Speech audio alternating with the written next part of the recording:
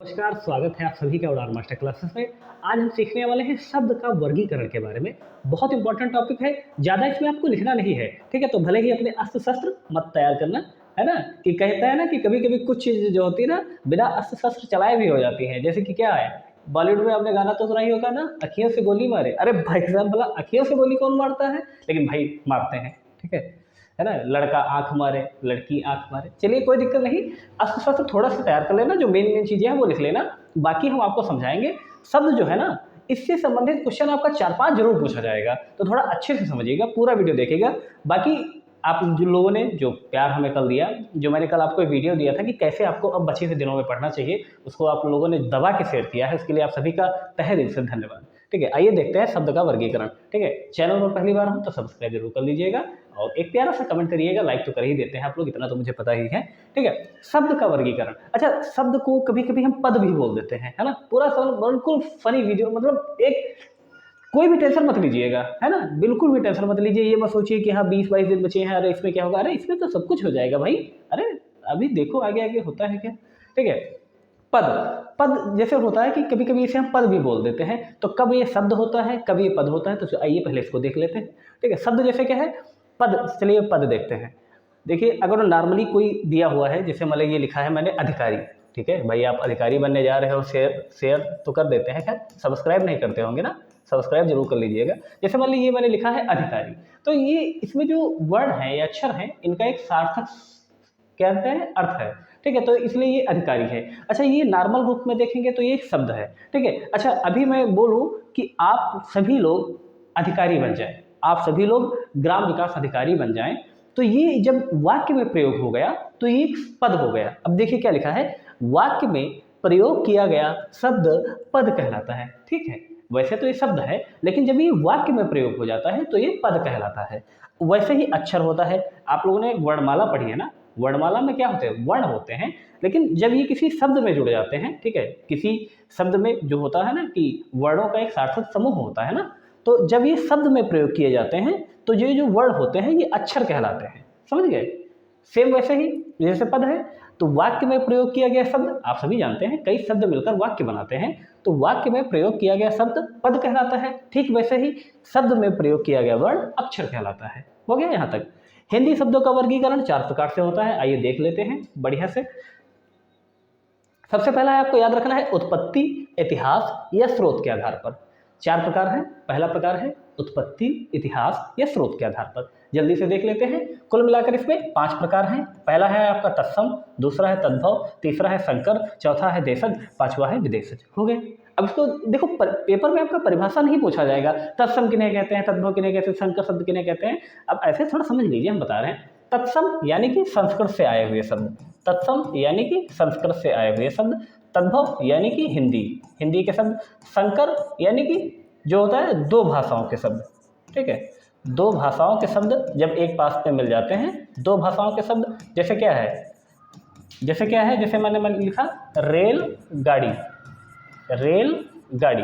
ठीक है, तो क्या है, रेल क्या है, आपको लगता होगा हिंदी है, नहीं भाई साहब ये इंग्लिश है। ठीक है, रेल का अर्थ होता है पटरी, गाड़ी मतलब पटरी पर चलने वाली गाड़ी।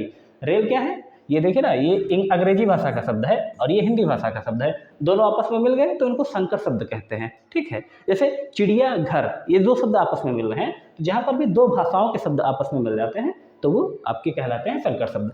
देशज शब्द उन्हें कहते हैं जिनकी उत्पत्ति का कोई पता नहीं होता है, जिनकी उत्पत्ति का कोई पता नहीं होता, अक्खड़ लक्कड़ बचपन मतलब इस तरह से लुटिया वटिया, आपने बहुत बचपन में मतलब अभी भी घर में देखते हैं, जिनकी उत्पत्ति का कोई स्रोत नहीं होता, जिनकी उत्पत्ति का कोई स्रोत नहीं होता, आप ऐसे भी समझ सकते हैं, जिनकी उत्पत्ति का कोई स्रोत नहीं होता कि ये कहाँ से आ गए हैं कहाँ से नहीं आए हैं, तो वही हमारे देशज कहलाते हैं।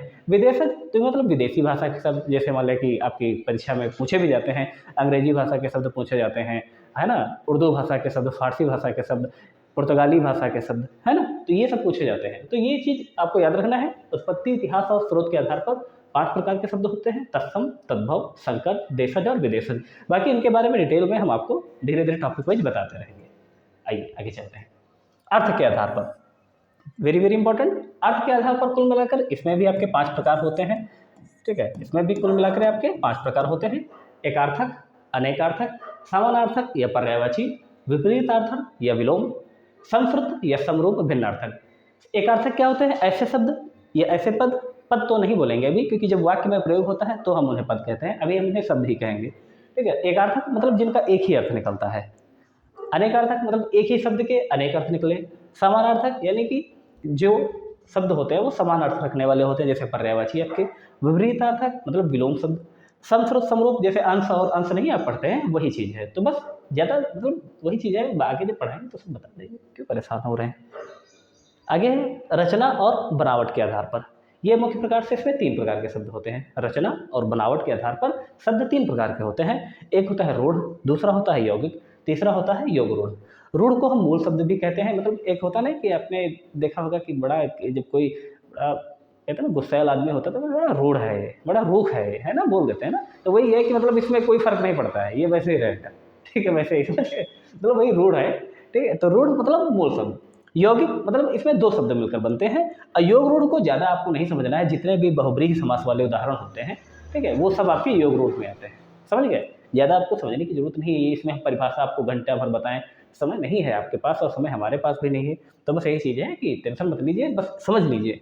यौगिक 2 शब्दों से मिलकर बना होता है और यौगिक के भी 4 भाग होते हैं। जो यौगिक शब्द भी होते हैं वो 4 प्रकार से बनते हैं। एक तो संधि से बनते हैं, दूसरा समास से बनते हैं, तीसरा उपसर्ग से बनते हैं, चौथा प्रत्यय से बनते हैं। अभी हम शायद आपको समास बता चुके हैं, ठीक है, अभी ये संधि और उपसर्ग भी बता चुके हैं, प्रत्यय रह गया है। दो जो टॉपिक रह गए हैं वो हम बता देंगे।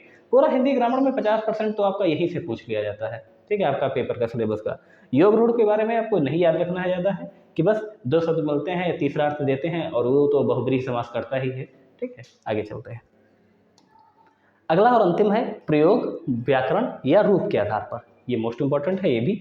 इसमें 2 प्रकार के शब्द होते हैं, एक होता है विकारी शब्द, दूसरा होता है अविकारी शब्द। विकारी शब्द कौन कौन से होते हैं? जैसे संज्ञा, सर्वनाम, विशेषण, क्रिया। अच्छा, विकारी शब्द का परिभाषा क्या होता है कि ऐसे शब्द जिसमें लिंग, वचन या काल के आधार पर परिवर्तन हो जाता है। जैसे मैं लिखूं कि राम जाता है, राम जाता है, लेकिन उसके बाद में मैं लिख दूं सीता जाता है, माना जाएगा? नहीं माना जाएगा। सीता जाती है। तो ऐसे शब्द क्या है? राम सीता क्या है? ये विकारी शब्द हैं कि इनमें क्या है, लिंग के आधार पर इसमें परिवर्तन हो जाता है। अब सर्वनाम है, वह जाता है, वे जाते हैं, तो इनमें परिवर्तन हो जाता है। कहने का मतलब यही है कि जिनमें लिंग, वचन, काल के आधार पर परिवर्तन हो जाता है वो कहलाते हैं आपके विकारी शब्द। और अविकारी शब्द वे होते हैं जिनमें लिंग, वचन, काल के आधार पर कोई परिवर्तन नहीं होता। और इसके बारे में तो मैं आपको वीडियो दे ही चुका हूँ। जिन्होंने नहीं देखा है तो प्लेलिस्ट जो हमारी बनी है हिंदी व्याकरण शॉर्ट टिप, उसमें देख लेना, उसमें आपको सारे टॉपिक मिल जाएंगे। तो अविकारी शब्द वे होते हैं जिनमें लिंग, वचन, काल के आधार पर परिवर्तन नहीं होता है। ये भी 4 प्रकार के होते हैं, क्रिया विशेषण, विस्मयादि बोधक, समुच्चय बोधक और संबंध बोधक। ठीक है, बस इतना ही था आपका और ये मोस्ट इंपॉर्टेंट था। और मुझे लगता है बस आपको थोड़ा बहुत लिखने की आवश्यकता होगी, ज़्यादा इसमें आपको लिखने की आवश्यकता नहीं होगी। प्रयोग, व्याकरण, रूप के आधार पर 2 प्रकार के विकारी और अविकारी शब्द। रचना या बनावट के आधार पर रूढ़, यौगिक और योग रूढ़। यौगिक शब्द जो होते हैं वो 4 प्रकार से बनते हैं। ठीक है, संधि, समास, उपसर्ग और प्रत्यय। अर्थ के आधार पर एकार्थक शब्द, अनेकार्थक शब्द, समानार्थक या पर्यायवाची, विपरीतार्थक या विलोम, संस्कृत या समरूप भिन्नार्थक शब्द। और पहला ही था आपका उत्पत्ति, इतिहास या स्रोत के आधार पर तत्सम, तद्भव, संकर, देशज और विदेशज। आई थिंक आपको इतना ही समझ में आ गया होगा। और जो भी इंपॉर्टेंट टॉपिक हैं हो सकेगा तो कल हम आपको संज्ञा, सर्वनाम ये सब विशेषण बता देंगे, ताकि जो इंपॉर्टेंट टॉपिक हैं वो हम आपको बता देंगे। और कई सारे मित्र हमारे कमेंट कर रहे हैं वो रचनाओं का वीडियो, तो एक तो आपका हमने PDF दे दिया है ग्रुप में, ठीक है, बाकी का हम आपको एक स्पेशल वीडियो यहाँ पर भी हम आपको देंगे, मुख्य रचनाएं हम आपको उसमें प्रोवाइड करा देंगे। तो बस अपना प्यार, अपना सहयोग ऐसे ही बनाए रखें, वीडियो को शेयर जरूर करें और चैनल पर पहली बार हो सब्सक्राइब जरूर कर लीजिएगा, अपने सभी इष्ट मित्रों में शेयर कीजिएगा। वीडियो देखने के लिए आप सभी का बहुत बहुत धन्यवाद मित्रों। जय हिंद।